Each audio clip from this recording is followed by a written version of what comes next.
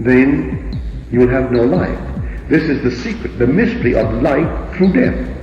The grain of mustard seed or the grain of wheat. Unless a grain of wheat falls into the earth and dies, it remains alone. But if it dies, it brings forth much.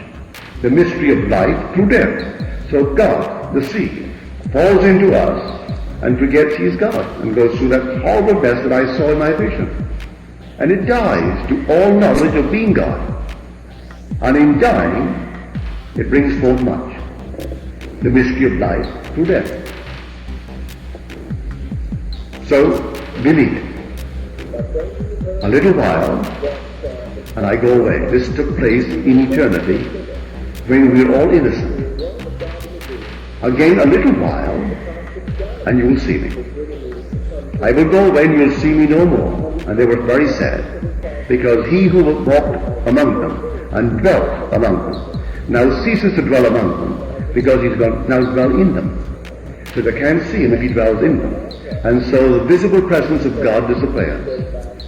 And so he does not move them like an orchestra leader would move an orchestra. He dwells in them, and they can't find the author, they can't find the leader. And then they're detached by that entrance into them, and they pass through hell.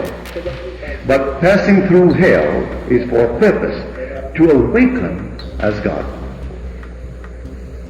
And so when you know it, when you've had a few experiences, you can forgive every being in this world, because you're forgiving yourself. So in the end, if everyone is going to be the father of the same child that is your child, he is you. So you really never helped another. There was no other. And yet all are completely individualized. And so when man completely awakes, he's completely individualized forever and forever. And yet he's one with all that are equally individualized, and all the Father of the one begotten Son. So you dwell upon it. It's not the easiest subject to take up. But may I tell you, although it may not seem to pay off in dollars and cents, it'll pay off beyond the wildest dream. Because you know who you are the heir of, and who is your son? Your son is the heir of the universe. And you know who made him the heir? You. Therefore it's all yours. The whole vast universe he gave to his son. And therefore that son is your son. So listen to these words, the 50th chapter of the book of Psalms. If I were hungry, I wouldn't tell you. For the earth is mine, and the fullness thereof. The cattle on 1,000 hills are mine. So were I hungry, I would slay and eat. Couldn't ask your permission. So you don't have to ask any man's permission in this world to appropriate anything in the world. So you want a building? All right. Sleep tonight as though it were yours. May I tell you on stealing, in a way that no one knows, the world will be adjusted for it to be on the block for sale, and the means to purchase will become yours, if that's what you want. So you don't ask any man's permission in this world for anything. You appropriate it. You go back and read the 50th Psalm. If I were hungry, I would not ask you.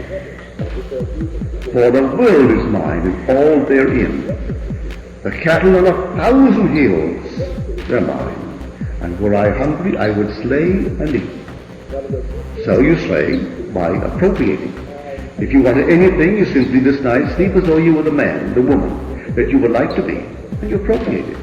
And then the whole vast world, being yourself pushed out, is quickly reshuffled to form the image of your appropriation, to bear witness to it. So don't feel neglected. We are exiled. But you know who's exiled? God is exiled. It was God who fell for a purpose. He fell, sunk in us. And all the imagery of the Bible is true. Every bit is true. Now listen to these words that comes in Blake's great Jerusalem. Blake would not sign his name to his poem Jerusalem, for he said he did not write it. It was dictated. And when he was questioned, he said the authors are in heaven. They are in heaven. They are not on earth, no one on earth aided him with the poem. In all of his other poems and his paintings, he signed his name as the author of the poem, signed it as the artist who painted. But when it came to Jerusalem, he would not sign it. He said he did not create it. It was dictated sometimes 20 lines at a time. And he said the spirit of prophecy, which is called Christ Jesus in the Bible, dictated it. Morning after morning he would wake to see the spirit of love hovering over him and dictated the words of this mild song. Now listen to these words. I behold the visions of my deadly sleep of 6,000 years, dazzling around thy skirts like a serpent of precious stones and gold. I know it is myself, O my divine Creator and Redeemer. And after this is dictated, then these words dictated. Fear not. Unless I die, thou canst not live. But if I die, I shall rise again, and you with me. Wouldst thou love one who never died for thee, or ever died for one who had not died for thee? And if God dieth not for man, and giveth not himself eternally for man, man could not exist. Therefore God dies. God dies by sinking himself in man. And then dying in that sense, he rises, but this time he rises with man. And man rises with God. So he who had no life independently of God's perception of him, now rises as God the perceiver to animate all things. So as the Father had life in himself, now he is granted to man, his Son, to have life in himself. And all rise. You get the mystery? It's the most fantastic thing when you dwell upon it. And then as you dwell upon it, you do not feel for one moment that you're doing anything wrong when you want something of this world and you appropriate it. You don't steal it from anyone, just appropriate it. You want a hat, and it's in the window, you can't put your hand in your pocket and find money to buy it. Wear it, as though you bought it. A suit of clothes, a home, anything, just appropriate it. It's all yours for the appropriation in this manner. Don't steal it, because God doesn't steal, it's all his. You couldn't steal from yourself, therefore you simply appropriate it and live as though it were true. And in a way that no one knows, the state appropriated in your mind's eye will crystallize and become to you an objective fact. And then you will know this fabulous mystery, unless I go away. And so, a little while, and you'll see me no more.